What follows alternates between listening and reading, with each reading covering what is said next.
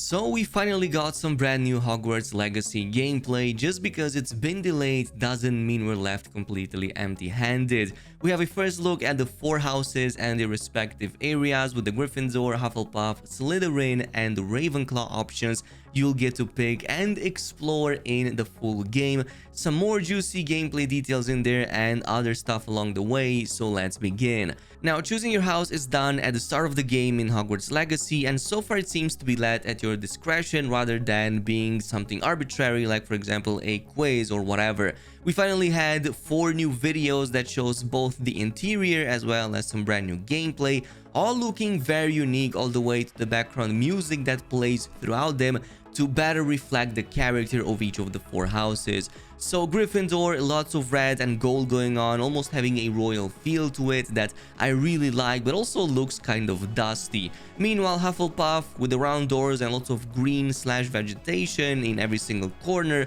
very cozy looking and very Hobbit-like. Slytherin, on the other hand, almost the complete opposite, with its more dark, almost gothic tones, with obvious serpent scale themes going on, especially on the windows. And finally, we saw the Ravenclaw dorm room. Not going to lie, I like the contrast between the ever-present blue and the silver accents that make the whole place feel so open and so bright. Now, every house has its own separate location in the castle and will be accessible through their own means and hidden doorways. Like, for example, Ravenclaw, now that I saw this upper region of the tower, definitely makes it seem as if it's physically located onto the left side of the castle in this shot right here.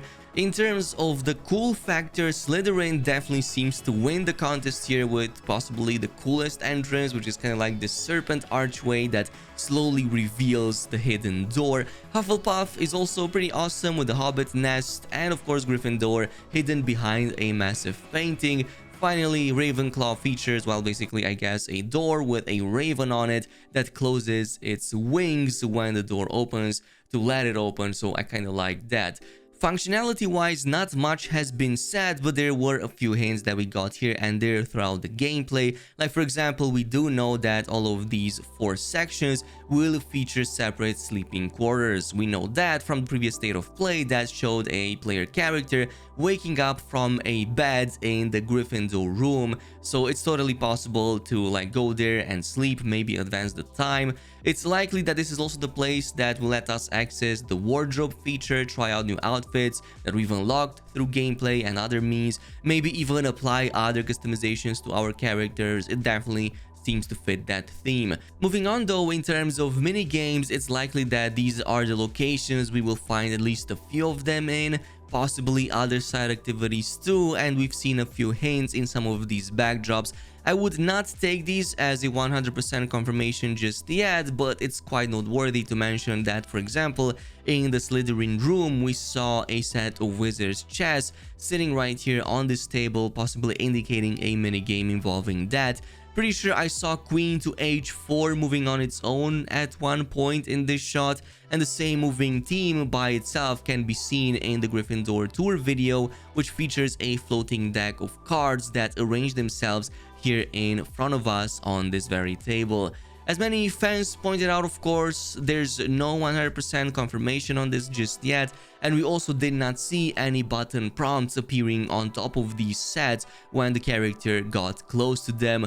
We can see how that interaction might have looked like, because in this Ravenclaw room we can see that the button prompt does appear when the character interacts with the spinning globe. So there's many reasons why this might have not been the case here. Maybe the player was not close enough to the sets, the UI might have been completely disabled here, or maybe that's just the case, they aren't mini games and it's just something cool in the background. A few other things that were confirmed though, one of them is the Flu Network, or the fast travel system of Hogwarts Legacy. We saw one of these green candlesticks with a plague in this Ravenclaw room right here on the side. We also saw that in various other gameplay shots in the past, depicting them pretty much like that. So I'm pretty sure that this will serve as the mechanism that lets us fast travel in Hogwarts Legacy after supposedly we discovered or unlocked that specific area in one way or another.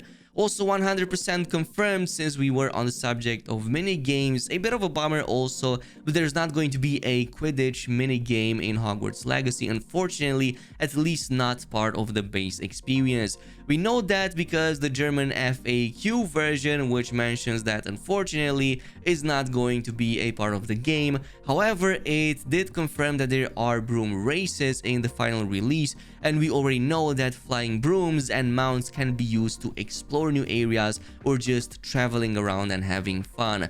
I imagine Quidditch being a little bit more complex of a game could still maybe come later in the form of a DLC, or who knows. I would love to know what's your opinion on that and thoughts down below. Obviously, other characters can also be seen in these houses in the background, either roaming around or just talking to one another. There's at least a few Easter eggs that I also saw, like this holler appearing right here in the background of the Gryffindor Commons. So yeah, if you noticed anything else, I would like to know that too. We do know that we can interact with many of the characters over at Hogwarts, even do missions with them and have them as companions along the ride. So it would be nice to see if this is also a possibility within these quarters.